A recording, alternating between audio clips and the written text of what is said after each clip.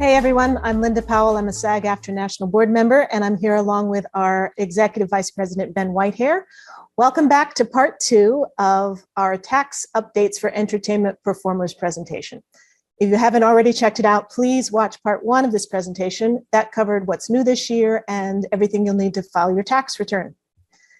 Part 1 is available on our website at sagaftra.org/taxprep, along with a number of helpful resources for tax season. Just a quick reminder, unfortunately, SAG-AFTRA is unable to answer individual questions about tax returns. Those questions should be directed to a professional tax preparer, or you can contact the IRS at irs.gov or call 1-800-829-1040 for information specific to your situation. Handing it over to you, Ben. Fantastic. Thank you, Linda. Here in part 2, we are covering expenses and how to free file. Love that word, free. Taking us through the ins and outs of everything we need to know for this year's tax season is attorney, actor, secretary treasurer of Actors Equity Association, VITA tax director, and SAG-AFTRA New York local board member, the unflappable Sandra Karras. Sandra, welcome back.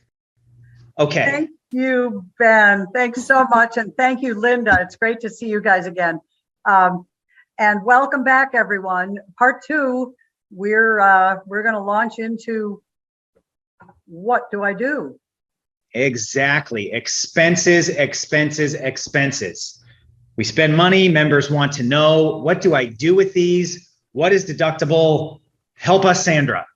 You know, this is probably why a lot of you signed up to take a look at this, because this first worksheet that you're looking at, performing arts, professional expenses, is really the one that everybody comes in to pick up or goes online, which, by the way, these are all online at sagaftra.org. So we'll start with the local everyday operating expenses that performing arts professionals, entertainment professionals have to incur to stay relevant in our business. Then we're going to go to out-of-town expenses, travel, for those of you who have to do that or like to do that. And then we're going to talk about automobile expenses. Along the way, I'm probably going to continue to remind you about record-keeping requirements.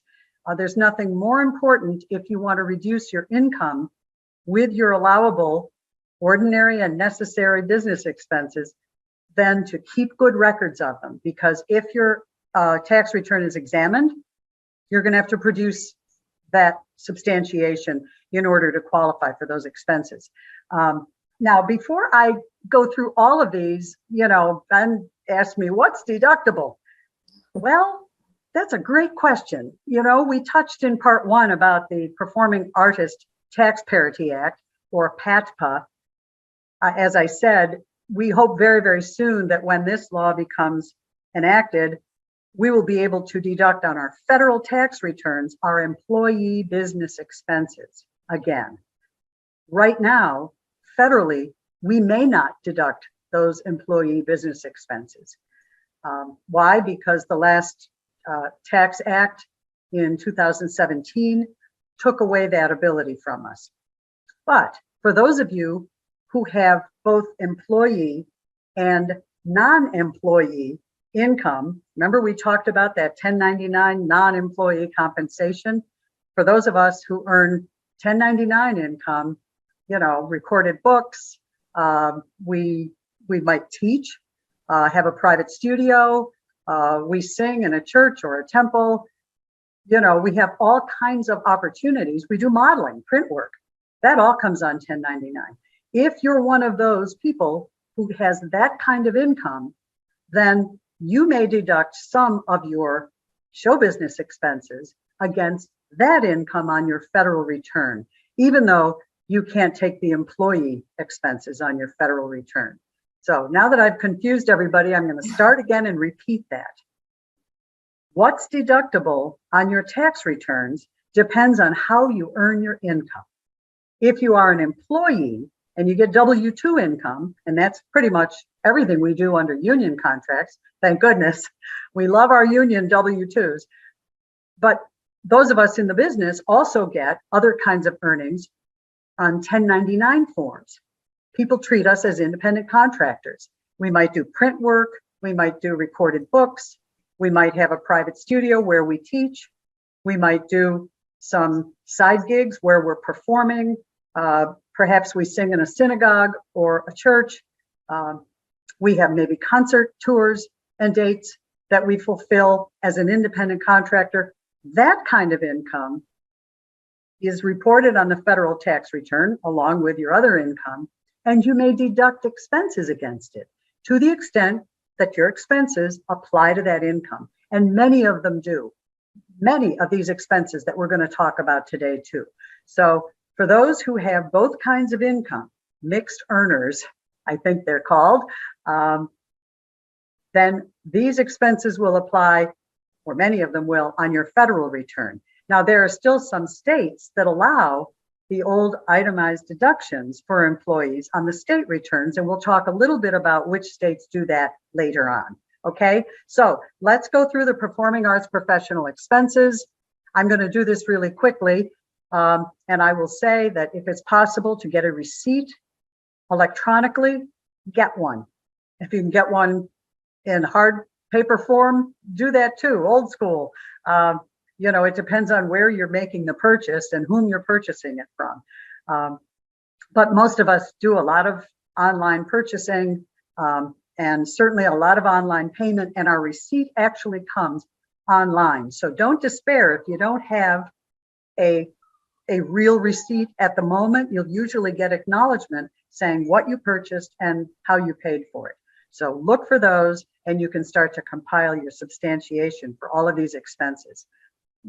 Accompanist and audition expenses. If you have to pay someone to go with you, either someone to read with you or someone to play piano for you if you're auditioning musically, keep track of those expenses.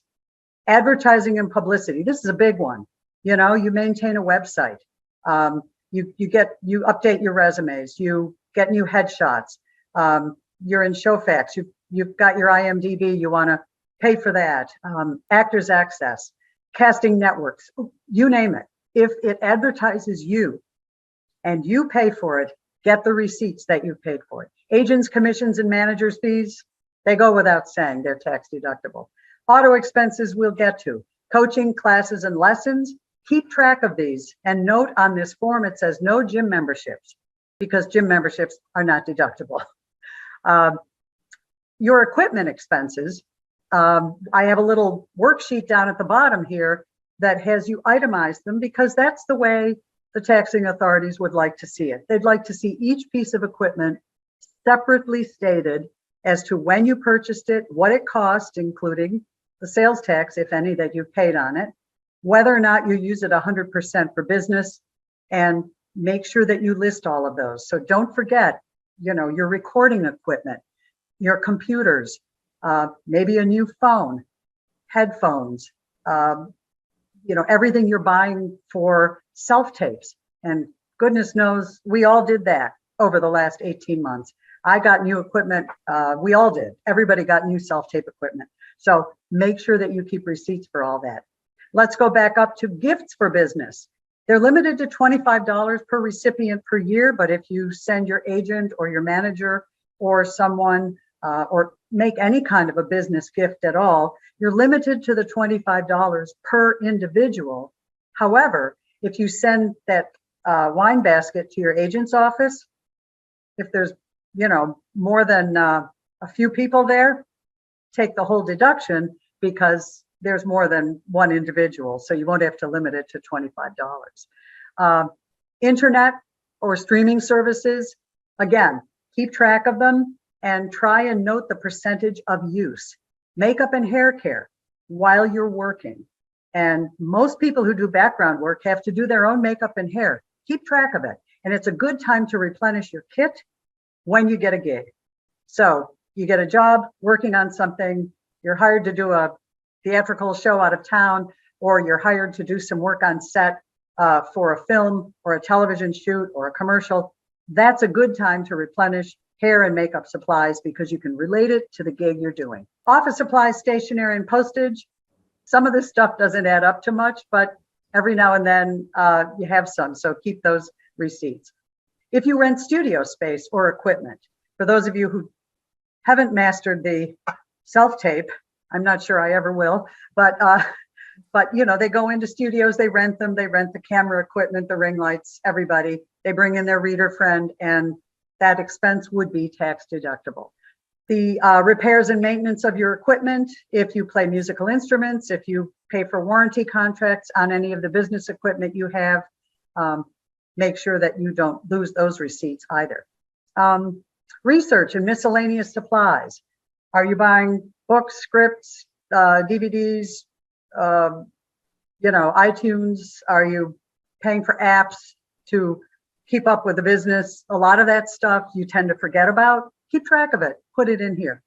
If you're a stage manager supplies they always have to put together their kit, their first aid, the blacks they wear backstage, any other tools that they might purchase. And this is true for stage managers who work in film and television and stage managers who work in the theater. Tax preparation, legal fees, and professional fees. So if you're paying a lawyer to review a new contract that you just got, that's tax deductible because it's business related. Tax prep is always tax deductible. Your telephone. Do you have a second line? The second line is tax deductible. But for those of you who only have one phone and it's your cell phone, try and apportion a business portion of it so that you can take that deduction, because without your cell phone, you know, you can't be in touch. You can't be relevant and available in this business. Tickets for research. If you subscribe to any streaming, they are considered your tickets. Netflix, Prime, Hulu, Paramount, Apple TV, whatever it is, theater, film, concert, dance. You may deduct those if you use them for research, and most of us do. Tips and gratuities. This happens for people who tip people that they're working with day in and day out. Dressers, hair, wig, makeup people. Travel expenses we'll get to. Transportation, seeking employment. You know, I've talked a lot about looking for work and making yourself available for work. Well, going to auditions, when we used to do that all the time, and some of us haven't done a lot of that recently, although I've had a couple of in-person auditions, but remember that that is tax deductible because you are seeking employment. So if you fly yourself out of town, even when we get to the travel expense, that could be looking for work as well. But I'm talking about local transportation here. Keep track of it. Union dues, initiation fees. Don't forget your working dues in all of the unions in which you perform. Wardrobe and cleaning, your dance wear, specialized costumes. No streetwear is deductible, but if you're one of those people who's purchased the police officer, firefighter, scrubs that physicians wear in hospitals and other medical settings that you use on set, we have a lot of members who do all of that kind of stuff. Don't overlook it. And down at the bottom, meals for business. Locally, I've got some good news this year. For 2021 and 2022, 100% of your meals purchased for business reasons that are purchased in restaurants are going to be tax deductible. So you don't have to reduce that by half as you had to before. You know, I don't know if any of you remembered that, but we would take your meal allowance, which is why it's in a separate column here, a separate little line here, and we cut it in half. No matter what you spent, we cut it in half because that's what Congress said. Now Congress is saying for last year and for 2022, you get to deduct 100% of it, but those business meals must have been purchased by a restaurant. So you have to have ordered out for pickup, ordered for delivery, or eaten in a restaurant meal for it to be business related. So if you're traveling, those meals, if you have a kitchen and you decide to go to the grocery store and eat in, you're not going to get the 100% deduction. If you take yourself outside of your digs and you go pick up some food from a restaurant, it's 100% deductible. Keep track of all that. So we'll go to the next slide and we'll talk about travel out of town. This one is exactly as it looks. It says expenses incurred while working or looking for work requiring an overnight stay.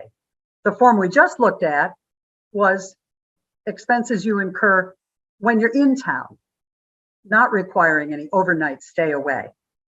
But if you have to go overnight and you incur expenses that are not covered through your contract, they're not reimbursed, you don't get a per diem, then you will report all of this. And it's looking for work as well. So you want to be available to audition for a commercial and they say, you know, you've got to get to Connecticut on your own because that's where we're doing the auditions. Whatever it is, you have to be able to prove that you spent it and what the job was that you were looking for, what kind of work you were hoping to get. Now, you don't have to get the work. I hope you do, but you don't have to book the work to deduct the cost of auditioning and looking for work. That's something that has been part of the underpinning of all business deductions, is that people should deduct what they spend to look for work, and that for us is auditioning or doing interviewing, no matter what the kind of work is you're doing. So let's go through this quickly. Line A comports to column A, line B to column B, line C to column C, and so on. Travel to and from the out-of-town job or the job search. Lodging, tips and gratuities, laundry and cleaning, local transportation, if any. If you rent a car, you'd have to keep track of your auto rental and the gas, oil, and repairs and any special costs you have with your rental agreement. And if you have additional travel expense, sometimes people stay in higher end hotels and you do have to pay for Wi-Fi and, you know, special services at the hotel. Sometimes the lower end ones throw all that in for free. So depending on what you spend and where you're staying, keep track of all these expenses accordingly. Notice that meals, in yellow, it says the preparer will take a standard allowance, but the taxpayer should save restaurant or grocery receipts in the event of a state audit. So why did I put that in yellow? Well, the federal government allows you an allowance per day for food and incidental expenses while you're out of town. Does your state allow that? Not necessarily. So be very aware that when I say you should keep track of your receipts, that's what I mean. Keep track of them, because if that expense is going to be audited by your state and not by your federal, you can certainly take the federal allowance, but you might need receipts for your state. So just keep track of those. If you own your own car, it says you have to use the automobile expense worksheet, and that's the very next slide, please. Here it is. This is, I think, a really easy worksheet, but it involves a lot of effort on your part. So note that it says if you operated a motor vehicle, one that you owned or leased, so it can't be your mom's or dad's, it can't be your roommate's car that you said, hey, I'll pay you back. It can't be any of that. It has to be your car, something that's in your name or that you lease in your name. For business or charitable driving or medical and doctor visits, then we want to know this information so that we can take the full amount of the expense for you. First, you have to give us the year, make, and model, when you started using it for business, the total miles that you drove all year. This is a good time to take an odometer reading, everybody. Do it. Take your odometer reading now. If you just had your car serviced or the snow tires put on for those of you who live in snow areas, or for whatever reason, they have to note the odometer reading. So get out that receipt that you have from your mechanic who just serviced your car. If not, go out to your garage and take an odometer reading so that you have it for early in the year. And you're going to have to take the odometer reading at the end of December too, so you know the total number of miles driven. Commuting miles, what does that mean? Well, it means driving to and from your place of work. So you're already working. So if you get the job and you book the commercial and they say, come to this studio or come to this location, and you're supposed to get there yourself because it's considered a local gig, you can't deduct those expenses. Those are commuting expenses, right? Those are commuting miles because you're working. So what are business miles? That's the next line. looking for work locally, right? You said all those job search expenses are deductible, or looking for work out of town.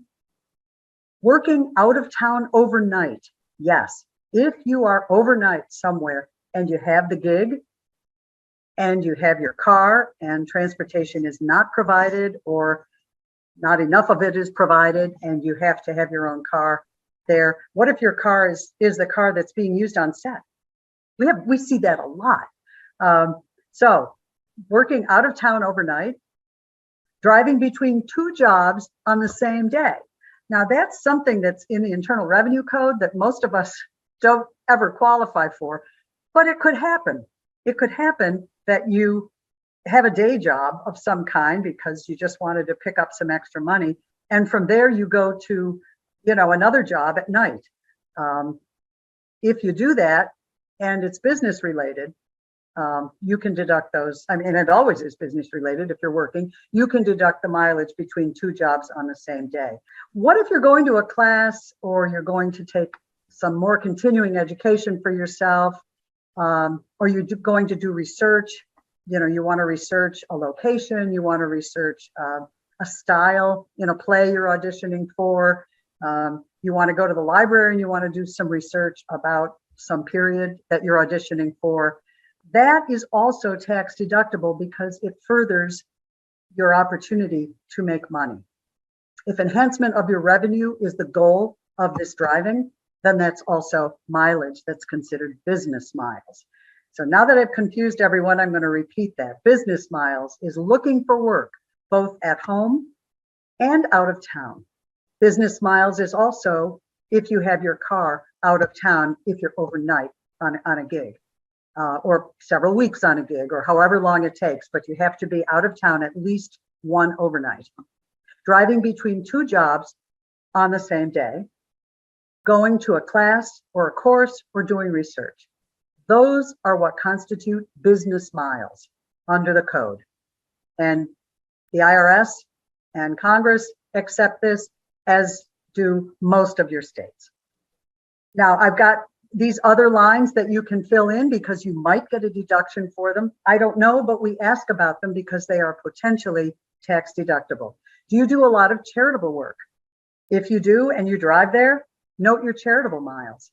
Medical miles. You go to your physical therapist every week and you've been going for 6 months. Those miles add up. And any other miles that you have would be personal miles. So you would take the total number of miles you've driven, separate all these others out, and you'd find the personal miles that you end up with, like going to the store or meeting your friends for dinner or whatever it is. Parking and tolls, keep track of those as well because they may be tax deductible. Certainly for business parking and tolls, medical parking and tolls might come into play, and charitable parking and tolls might also come into play. So this is I think it's a very simple worksheet, but what the governments are going to ask you to do is to keep a contemporaneous log of your driving. So if you've got a good calendar, and most of us do because we put everything down in it, even all the stuff that we do to have fun with our friends, right? We're going to go to football night and meet at this bar and, whatever we're going to do, or we're going to meet at some friend's house, or we're going to go on vacation or whatever it is.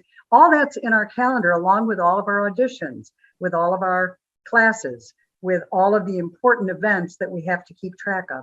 That's the place where you should be noting mileage. And now you can use an app as you're driving, but you should transfer that to a calendar at some point, because if you're examined, the calendar is the easiest thing to show them because it corresponds with the business activity of that day. I know I'm telling you to keep two different records of things because an app would be easier to keep in the car. I'm driving here, the app will track all my mileage and it'll give me a rundown of all that stuff. I suppose you could print that out later, but I'm asking you to look at the calendar because I'm telling you, I've done hundreds of audits with members and they love calendars. They just love them. A date book is something that they go crazy for. So take my word for it and keep track of it that way. I think I got through that in the amount of time I'm supposed to use. I hope it was clear. Do we have any other questions? That was perfect. It's a huge amount of information. Oh, wow. I'm hoping you can give us a 411 on free file. Like, what Oh, is free free file. file? Where can we access this? Are there any tips and tricks about it? Whatever you've got about free file. Well, Free File is a great program that the IRS started a few years ago because they really saw the need for it. They had tried to work with professional tax preparation organizations, and a lot of them will say that they will file your tax returns for free. In fact, there are commercials out there all over the place that say, oh, this really is free. No, you can take our word for it, it's free. And then when you go to print it, it costs you $300. So, I mean, I don't know, in particular which ones. I do know one that charges a lot of money when they tell people that they're going to do free tax returns. So, you have to be very careful about that. Well, the IRS, discovered this and said, wow, we really have to make something available to people. So they contracted with third parties to let people go online to irs.gov, click the link that says free file. And if you don't see it right away, because, that opening page might be a little confusing, type it in the search box, free file, and you'll get to it. What do you need to get started? Well, you need a copy of last year's tax return, as you do with all of your preparers, the way we ask for it at VITA. You need valid Social Security numbers for every member of the household who is named on that tax return, and a valid email address where you're going to be notified. So you have to have all of that prepared before you go online. What are the other things? Well, they're the things that you and Ben have been asking me about, which we talked about earlier. Go through that information checklist, get all that stuff ready, have all of these worksheets that we've provided for you today filled out and ready to go. Get everything organized, and you can do not only your federal tax returns, but you can do any number of states. I've heard from lots of members who have used Free File over the last few years. They love it. They're intrepid. I mean, they're fearless. They will, launch right into it. And I know it's not for everybody, but if you want to take the time, and if you think that, you might be one of those people who can navigate the Free File, I would give it a try. If you don't have any other free access to free tax preparation in your area. Don't forget, and we've got this slide here about the Affordable Care Act. It's very important. One of the other things, and it's on my information checklist, if you had medical insurance through the Affordable Care Act, you will have gotten in the mail a Form 1095A. Now, we've been asking for this for many, many years since the Affordable Care Act went into law, but a lot of people forget to bring it because they don't think of it as a tax form. If you can't find it, you can usually go onto your online account and that form will be there. You just have to look for it and download it and save it to the rest of your tax information.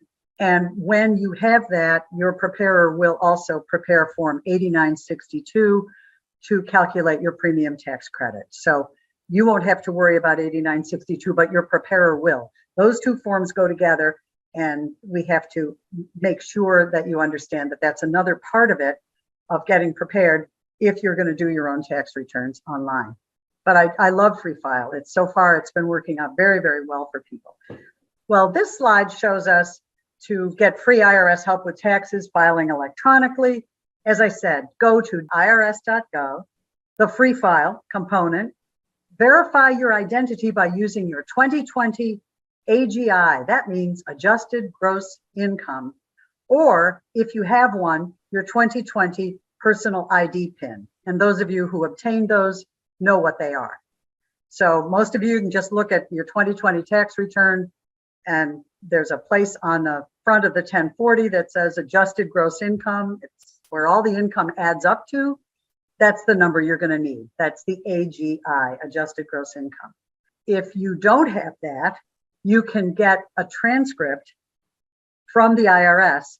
And I will warn you, this can take a good deal of time this year because getting transcripts is a very slow process these days. You'll have to set up a personal account with the IRS through a third party, id.me, and then you'll have to go through that process before you can apply for a transcript. So if there's any way that you can find or salvage your 2020 tax return, I urge you to do that. If not, and you want to put this off a bit, you can go online to the IRS and open your account and get a tax return transcript that will show you all of your 2020 information. Who pays income tax throughout the country? Well, almost all of us do, federally, of course, and almost all of us do in our states. But who doesn't? Well, there's no state income tax in these states that are on your slide: Alaska, Florida, Nevada, South Dakota, Texas, Washington, state of Washington, and Wyoming. And if you live in one of those states, and we have many members who do, you probably don't have to worry about any kind of income tax obligations. You might have other tax obligations for which you must file and pay, but you don't have to worry about income tax. Sandra, this is all such amazing and useful information. Thank you so much. Well, I think we do have some more questions if you have time for some questions. I do. Great. Sure. Ben, do you want to start off? Yeah, I'm curious. You went through a great list of all the different ways we can have deductions that are related to our business. Do we have to itemize deductions, or can we take standard deductions? And would that change any of the forms that we complete? Sure. So again, it will depend on your income. If you are strictly an employee and you only get income from W-2s, on your federal return, there won't be a place for you to take your business expenses, the show business expenses that we've been talking about. And that's unfortunate, but that doesn't mean there's no place you can't deduct them, because there are 7 states, and if it's one of your home states, that still allow itemized deductions, like the good old days, of your employee business expenses. And those are Alabama, Arkansas, California, Hawaii, Minnesota, New York, and Pennsylvania. There's 7. I have a question about that, Sandra. Do those states, are they kind of equal in the types of things that they'll allow to be deducted, or does it vary from state to state? It varies slightly from state to state, but essentially they have a provision whereby business expenses can be included. Now, some states will quibble about the kinds of business expenses that they will accept versus others. Sometimes when you're audited for those states, and we've had some audits in California, in Pennsylvania, New York, and they're all slightly different. So what I would suggest to people, as I always do, is keep the best records you can, report everything to which you are entitled as a business expense, and allow your preparer to include it. Or if you're doing free file for yourself, which is, great, you can include those in the places where your state tax return tells you that those will go. And if you see after the completion of those returns that there's some modifications on those states, then you'll understand, oh, okay, they don't allow all of this, or they don't allow all of that.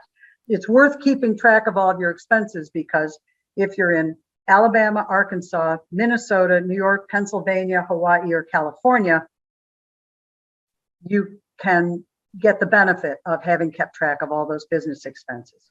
And is that true beyond your home state? Is it true of any state you have income in? Yes. Can you deduct? Great. Making a note of that. Yeah.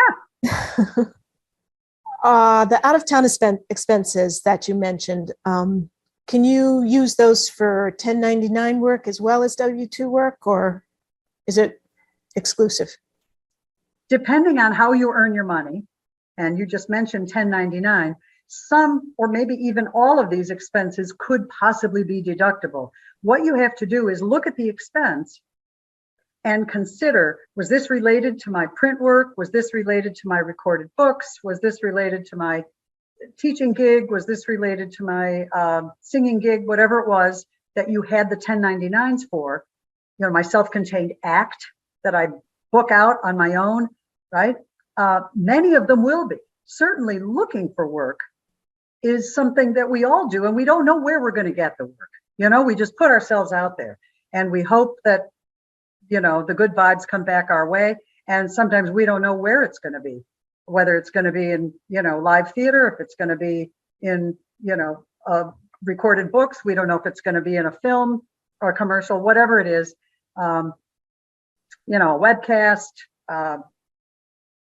whatever, video games. We just don't know where we're going to be working. So go back through those expenses that you've kept such good track of and figure out which ones apply. And I have used arguments in audits for deducting, part of your union dues, because if you weren't union members, you probably wouldn't have access to some of that work. Also, partial deductions for your agents and managers, because again, if you didn't have someone representing you, you probably wouldn't have had access to certain kinds of auditions and job searches. So maybe you didn't book them all, but those people were still crucial to your career, and those expenses were. So, don't be greedy, but be realistic and be prepared to offer a very, very good argument as to how you're applying those expenses. So some of the local expenses, Linda, and some of the out-of-town expenses, and some of your automobile expenses could be deducted against your 1099 income. Great. Sandra, thanks for sharing all this. It's really helpful to see what sounds like a relatively common sense approach when we understand, oh, got it, for business purposes and all of that, a way to think about how we can deduct or not as we're thinking about these things. For our members who have a loan out corporation, who are incorporated, are performer expenses still deductible? How should any of our members with a loan out corporation be thinking about all of this? Well, I will tell you, Ben, that didn't change with the last tax go around. People who have enough work and regular work and consistent work at certain income levels form corporations for lots of different reasons. They're all tax reasons. And, I won't go into all the reasons that people form corporations and what people call the loan out, because the business is actually lending the talent out to the employer. That's where the term loan out came from. But everything is deductible. If you qualify to use a corporation to receive your income, lend you out as a talent, and it will also report all of the expenses against that income. So there are no limitations as there are on personal individual income tax reporting, as there have been in the last few years, and that we hope PATPA will fix. Got it. Fingers crossed. Yes, we hope. This next is a very 21st century question. COVID testing. Can we deduct mileage and parking on a COVID testing day? And I have to ask you a question, Linda. Have you negotiated pay for that COVID testing? Yes, my union has negotiated pay for COVID testing. Yes, it's included. It was bargained for. It's the greatest thing in the world. I love my union. So the answer is no, because it's part of a job. Because the travel to the job is not covered. Yep, that's commuting. Yep. That's commuting. Now, if you weren't paid for it, and there are some odds and ends gigs, again, they're not usually under union contracts, but you might be doing something as an independent contractor where you've got to get yourself to the gig. You've got to, be at the studio. Maybe you're recording something and you don't want to use your home studio. You have to go into theirs, whatever it is, and you use your car to get there. And they want a COVID test on top of everything. Well, all that stuff, your COVID test is going to be part of your own expense because they're not covering that. They just want you to bring in a negative test when you show up for the gig.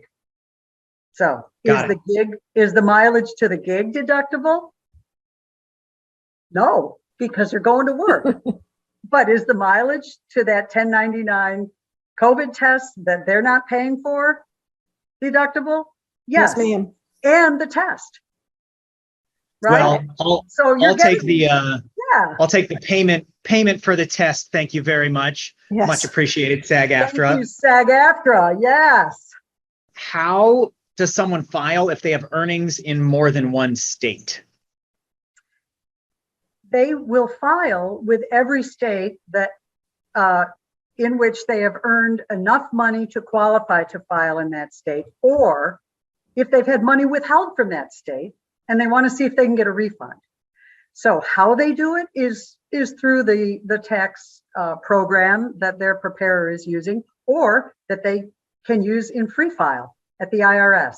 As I said before, a lot of members have told me that they have gone on free file, they've thrown all their stuff at it, they've hoped for the best, and they filed 4 states as well. You know, and I mean, it's really thrilling to hear about this. And as I say, you know, you have to be a little fearless to do it. And by the way, don't worry, I didn't mention this about free file, but if you decide to use free file and you know, you make really hash out of it and you think, oh gosh, what have I done? I filed this tax return. I forgot this. I didn't do this. You know, it doesn't look right. You can get it amended. You can amend your tax return. If you've made a mistake, or if your preparer has made a mistake, or if you made a mistake with your own tax preparer and you forgot something, you can file amended tax returns federally and in any state, virtually any state, to correct those mistakes. And we've done some at VITA. You know, a couple people come in with their free file returns and they go, I forgot to report income, or I forgot to report this huge expense. I completely forgot about it. What do I do now? We do an amendment. That's all. You know, I mean, it takes some time, but it's possible. So yes, filing your states is states other than your home state often has to be done because of the way we work. We work in lots of different states. I've done tax returns for members who bring me in 26 W-2s because they went on tour, a national Broadway tour. You know, and there are states, there are cities that have tax returns. You know, well, I did that gig in Detroit. Yeah. And there's a Detroit tax return. So, you know, we've seen it all. Don't be afraid about that. Don't withhold it from your tax preparer, because if you got something from Ohio or Wisconsin or California or Pennsylvania or wherever, don't say, oh, this doesn't count because it's, you know, North Carolina. No. Keep it with everything, because that can, not only would you file with North Carolina to try and get some money back, but your home state will allow you to get that money back if North Carolina didn't give it to you. They'll give you a credit in your home state. Virtually all the states allow this credit. So it means valuable dollars, Ben. And it's something that any good preparer and the free file will do for you. Well, valuable dollars is my takeaway from all of this. Sandra, thank you so much for this fantastic presentation. Hopefully all of you feel as much better prepared to file your taxes as I know I do. And thank you so much, Linda, for supporting and hosting. And on behalf of the PTEOE and all of our members, we so appreciate you taking time out of your schedule to walk us through what to expect this year with our tax returns. Sandra, so helpful. And as a reminder for those watching, you can access tax season resources on our website at sagaftra.org/taxprep. On behalf of the team here at SAG-AFTRA, we would like to thank you all for watching today. We hope you will join us again in the future. Special thanks to each of you who've been tuning in for all of our President's Task Force on Education, Outreach, and Engagement presentations. And if you haven't already, while you're here, please subscribe to SAG-AFTRA's YouTube channel to get updates on the great content we are posting and will continue to post. Thank you so much, Sandra, Linda. Have an amazing rest of your day. Thanks for tuning in, everyone. You too. Bye, everyone. It was my pleasure, and I wish everybody a great tax season.